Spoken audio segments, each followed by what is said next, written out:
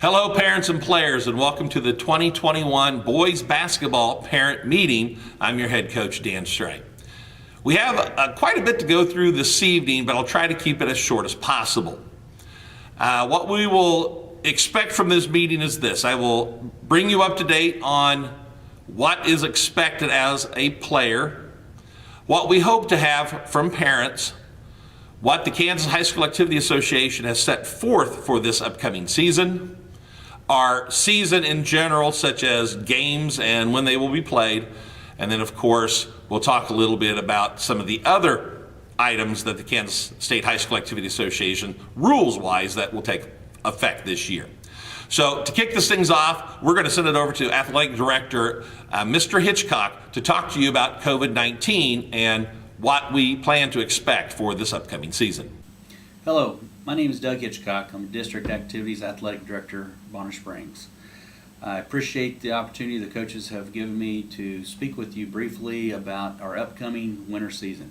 We're very excited about our upcoming winter season, both at the middle school and high school. However, as you know, we're in a unique situation with COVID-19. This fall, we've taken protocol measures to assure the safety of our student athletes. That's our utmost importance. We will be doing that again this winter. We are governed underneath Wyandotte County Health Department. We're currently under the health order that allows our student athletes to participate at home.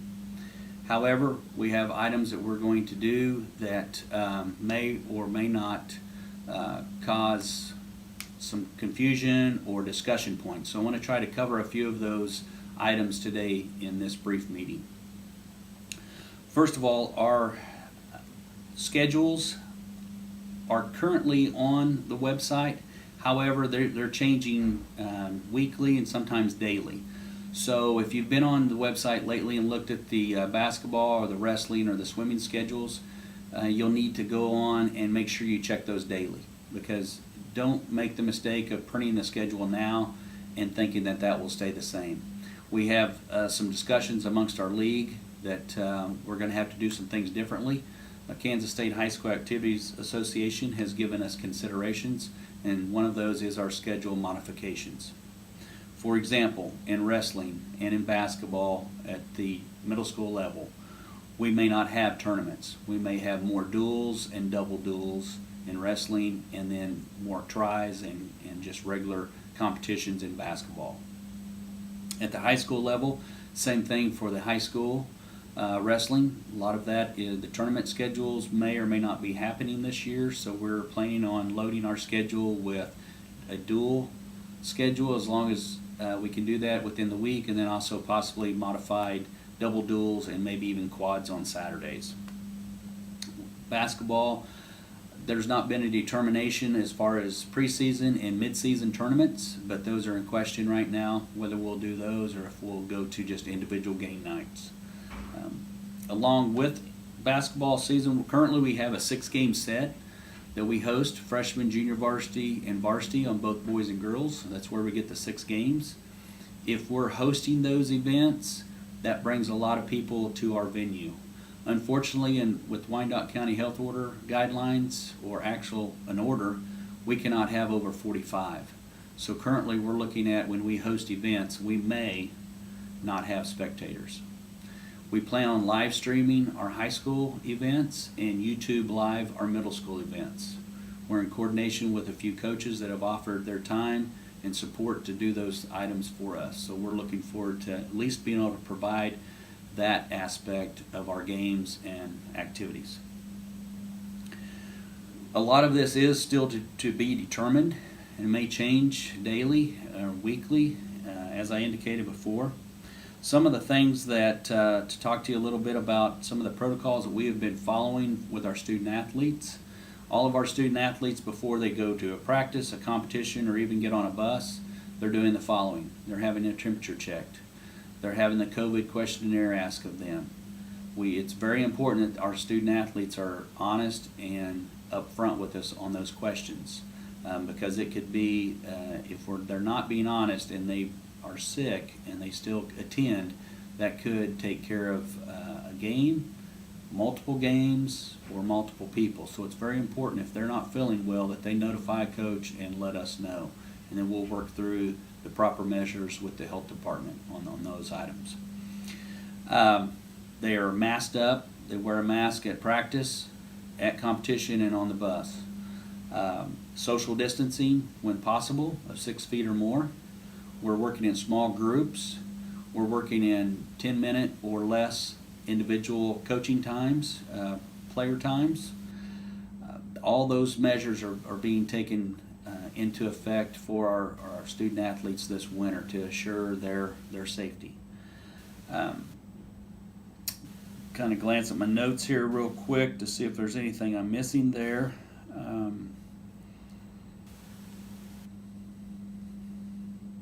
I know there will be some questions, and should you have questions that maybe has not been reached in my information to you or to the coaches in their meeting, please don't hesitate. Reach out to me. You can either email at hitchcockd@usd204.net, or you can call the high school office here at 913-422-5121. So if I have answers for you, I'll sure get those to you, or share those with you. If I don't, I will get those for you and try to help you out there. That's my information that I have at this time. As things come more up to date, I will alert the coaches, and we will be sending out weekly Skyward messages as well.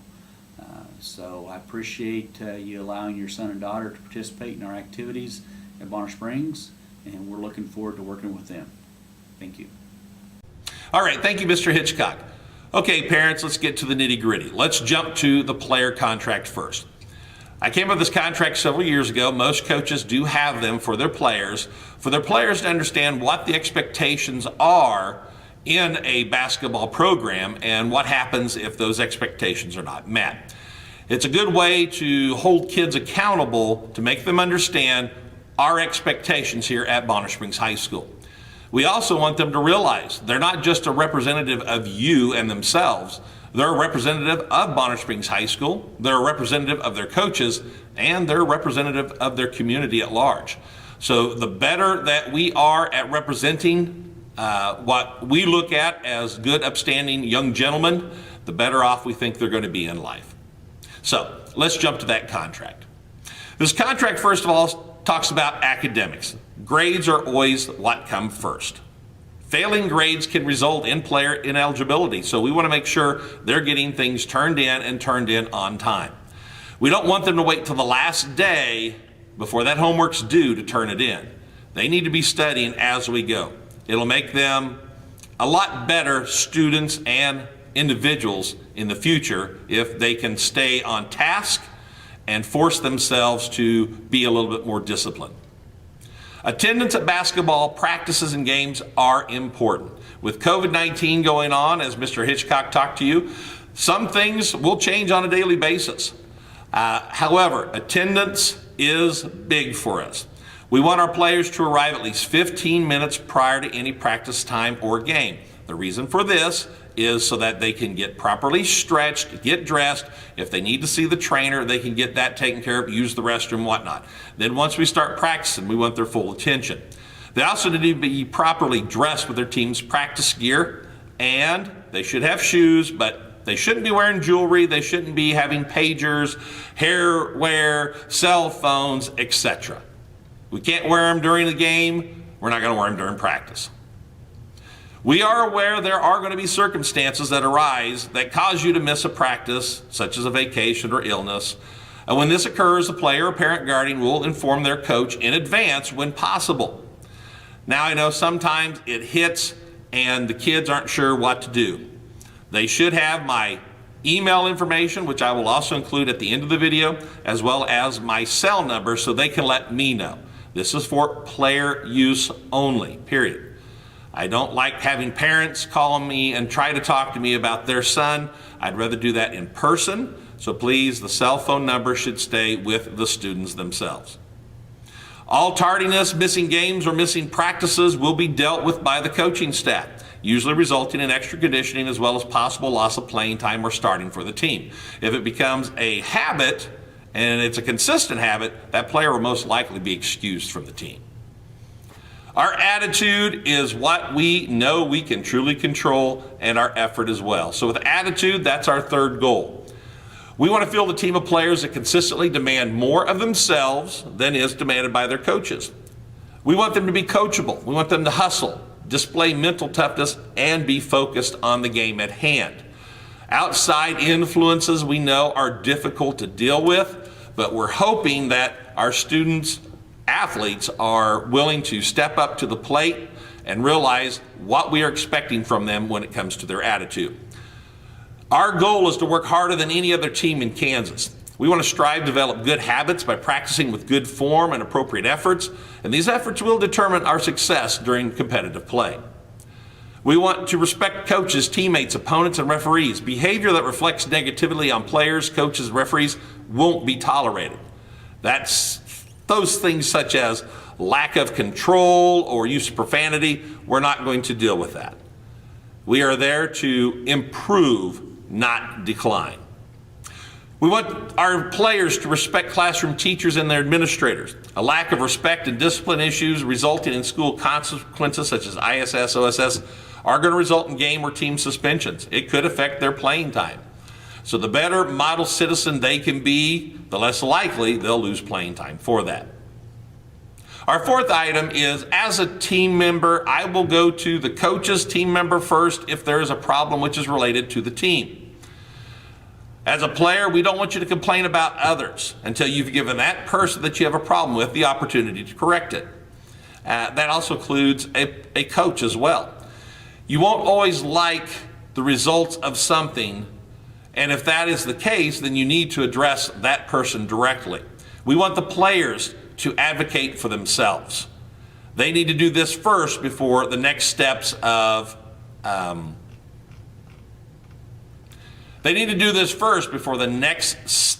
are followed in our chain of command. Adjustments and sacrifices are necessary to achieve team and individual success. Extraordinary commitment on the part of players, their families, and coaches is important. In return, we have an opportunity to create a positive experience that will affect our lives forever. Fifth, we like to have a nice appearance, especially when attending team functions. We're hoping that the players will be neatly dressed and well groomed. Hairstyle should be clean, combed, and manageable. Clothing should fit and be wrinkle-free as much as possible. We understand situations with family households and incomes. You may not be able to afford the finest clothes. We're not asking that. We are asking that anytime we travel, the players have a team jacket they will wear, and we ask them to wear sweatpants, black sweatpants if they have them. We have some, but not all kids can fit into them. Some are too small, some are too big. We will do our best to try to fit them. If not, then we'll resort to like we did last year where they wore jeans. Not jeans with holes in them, but jeans that look nice. Appearance is a big thing, and we want to make sure there are no extreme styles out there. It should be about the team and not the individual player. That's kind of our goal. We work together as a group. One person can't carry us through a season. It takes everybody involved. The 5 on the floor, the 5 in the bench, the 20 or more in the bleachers. It takes a team effort. So we want to make sure we look good whenever we're doing something. Okay, applying good health habits. This includes 8.5 hours of sleep when possible.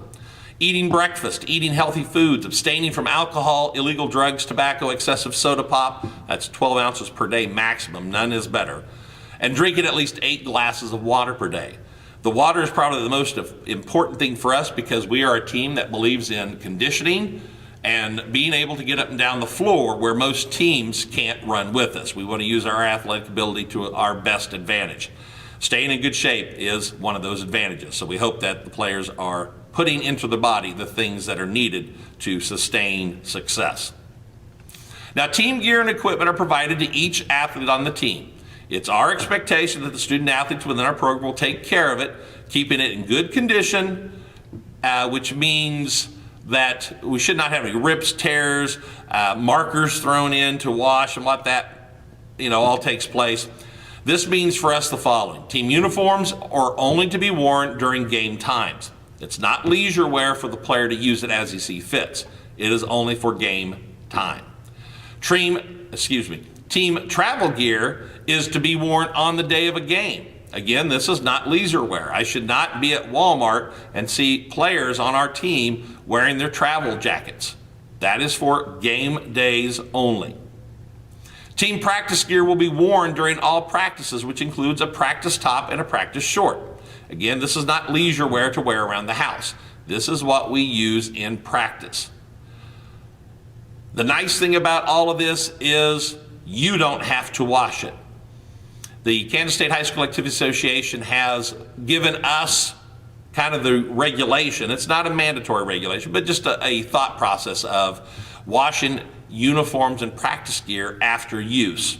So after each practice, the kids have a little laundry bag with a identity tag on it, which we will collect from them and wash their uniforms and practice gear and have it back to them the next day, especially practice-wise, before practice begins and before game time for if they need to wear that color uniform.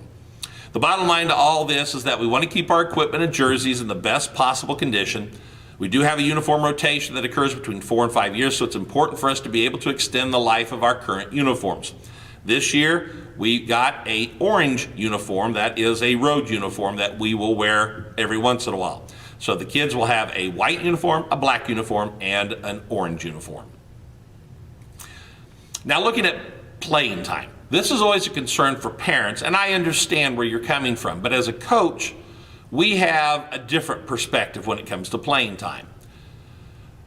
It's never a conversation piece for us. If a player wants to come up and ask what he can do to get better, to possibly get on the court a little bit more, we're willing to address that. But when a parent comes to us and wants to know why their kid is only playing X amount of minutes compared to some other player, that's a conversation we're not going to have. The players have to earn what they get. So they earn that playing time on the court based on several things: attitude, coachability, work ethic in practice, position and need, and lastly, overall skill level. It's up to the player to figure out why they aren't getting on the court in game situations and approaching the coach with their questions when they have them. Once again, we want the players to advocate for themselves. They should meet with the coach to find out the answers they are looking for. There is a chain of command that we follow. Individual team coach first. So if I'm a freshman and I'm concerned about my playing time or what's going on within the team, I should go to the freshman coach. In JV, I should go to the JV coach. On the varsity level, go to the head assistant first, which is Mr. Oakes, and then if that doesn't help, come to me. And we will hopefully get this taken care of. As coaches, we know that sometimes the parent wants it more than the players. That's just natural. But if there is a legitimate concern that affects the team, we ask these things from you as parents to take into consideration. As coaches, we see your son in 6 out of 7 days a week. We see things you may not see. And sometimes players who have their feelings hurt seek you out rather than the coach. Again, we want them to advocate for themselves and approach the coaching staff. If there is a concern, do not approach a coach before practice or after a game. Give time to process your concern before talking to a coach. A good time is usually 24 hours for parents. This helps eliminate any heated discussions for both parties that could possibly take place. But again, parents, we want the players to advocate first for themselves. Go to their coaches. If they feel like their concerns aren't being met, then we need to take the next step and sit down with Mr. Hitchcock. As parents, the same thing. If you feel like your answers by myself or from our coaching staff aren't adequate, then we need to set a time with Mr. Hitchcock so we can all be there together to hopefully work out the issue. If your concern isn't addressed after talking to a coach, and this is where I was leading to, then schedule a time to meet with both the coach and our athletic director, Mr. Hitchcock. Again, hopefully outside of practice and games so that the coaches can do their job they were hired to do, that is working with your student athlete. We want to make sure everybody is on the same page, everybody understands where we're coming from as coaches, and as situations arise, we will handle them internally. Usually it's us coaches getting together, and if we can't come up with a possible solution to the concern or problem, then we usually address it with Mr. Hitchcock, who gives us an outside perspective. So please understand, we try to do our best to coach these boys to be their best, to represent their school, their community, their families, and coaches to the best of their ability. So at the end here, basically, this is what I'm hoping that both player and parents will sign. As a parent guardian of the above named player, I promise to do the following: influence my child to abide by the contract he has signed, discuss any issues regarding poor academics, bad attitude with the coach as soon as possible, and with that, let you know that I do weekly grade checks of our guys, and I send them emails when they're not performing up to the level I expect. We want them to be examples of good sportsmanship at games by making only positive comments about the players, keeping criticism of the officiating to a minimum volume and frequency, and treating the fans of our opponents with respect. Cooperate by helping with team dinners if we have them, and any other activity the team may need to help breed success. Be patient with coaches who are not giving your child the playing time you feel he deserves. Keep that criticism of the coaches and players to a minimum if that's possible. Kids are impressionable.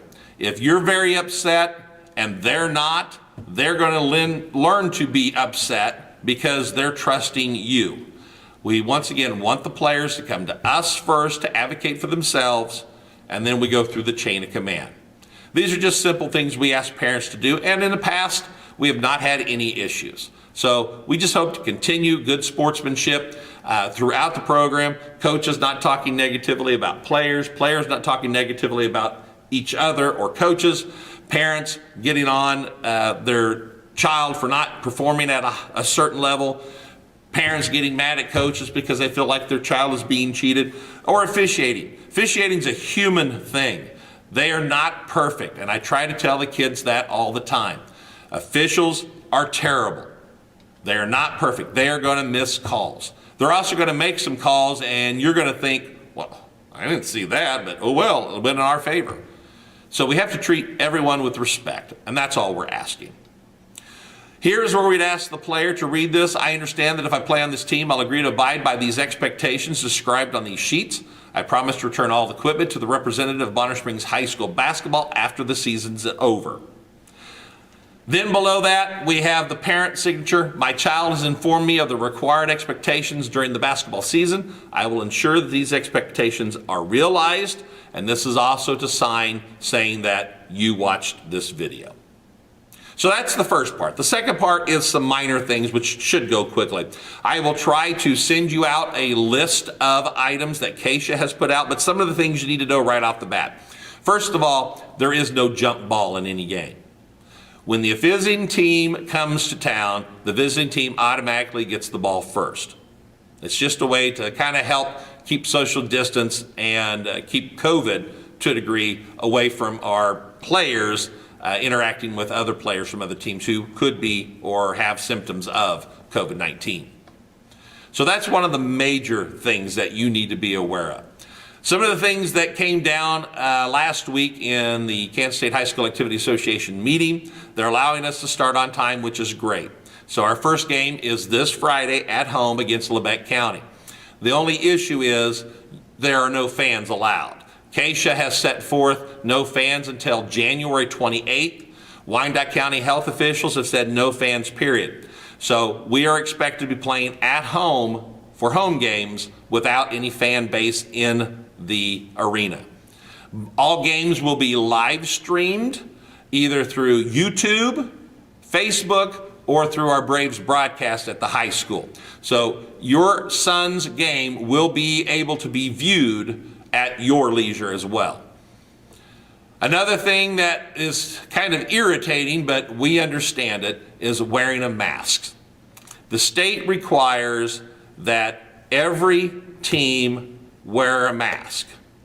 And so that kind of bodes well for us because with Wyandotte County health regulations, we have to wear them no matter what.